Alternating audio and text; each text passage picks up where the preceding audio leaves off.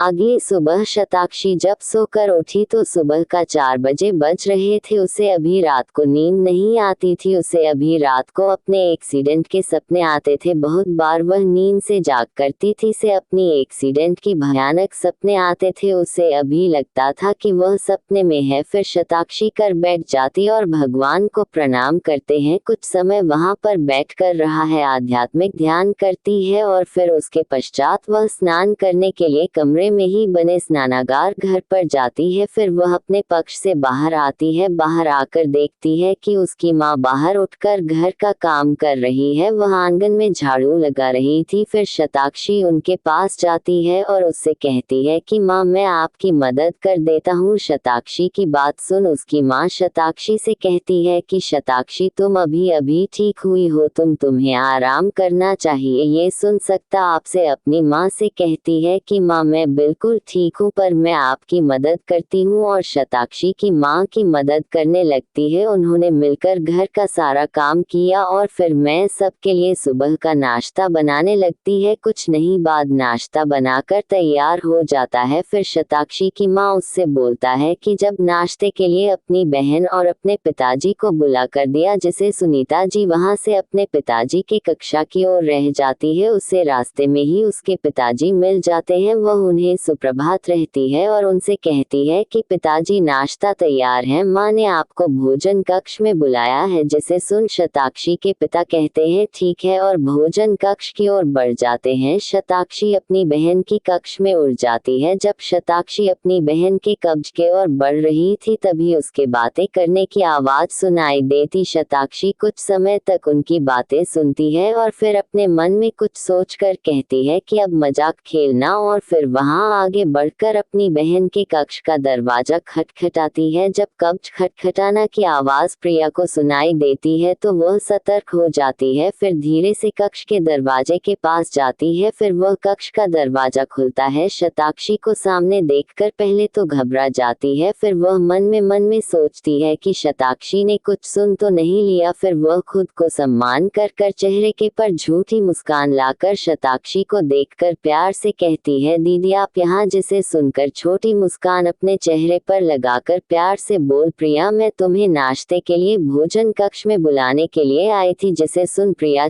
झूठी मुस्कान के साथ शताक्षी से कहती है कि नाश्ते के लिए कक्षा पर आ ही रही है। जिसे शताक्षी उसे कहते हैं, कितनी परेशान क्यों निकले, चलो मेरे साथ, हम नाश्ता में नाश्ता करेंगे। जिसे सुन शताक्षी की बहन प्रिया के चेहरे पर परेशानी हो जाती। जी देख शताक्षी भोली सी सूरत बनाकर अपनी बहन प्रिया से कहती है, प्रिया क्या हुआ, तुम परेशान लग रही हो, चलो मेरे साथ। प्रिया भी उसके साथ चल देती है। वह बार बार पलटकर पीछे अपने कक्ष को देख रही थी। जिसे देख शताक्षी के चेहरे पर कटिंग मुस्कान आ जाती है और मन में सोचती है, अभी सही वक्त नहीं आया है, एक बार सही वक्त आ जाने पर एक बड़ा धमाका करें। जिसे सोचकर वह मुस्कुराने लगती है और ऐसे ही चलते हुए वह दोनों भोजन कक्ष की ओर आ जाती है। वहां उन्हें उनके माता और पिता दोनों ही साथ बैठे हुए दिखते हैं। फिर वह दोनों भी उनके साथ बैठकर सुबह का नाश्ता करने लगती है। नाश्ता करने के बाद शताक्षी के पिता अपने काम की ओर चले जाते हैं और उसकी माँ घर के काम में लग जाती है। शताक्षी उनकी मदद करती है। वही उसकी बहन प्रिया अब जल्दी से अपनी कक्षा को चली जाती है। वह कक्षा में आती है तो बहुत ध्यान से कक्षा का दरवाजा बंद करती है और चारों तरफ नजर चारों देखी है कर देती है।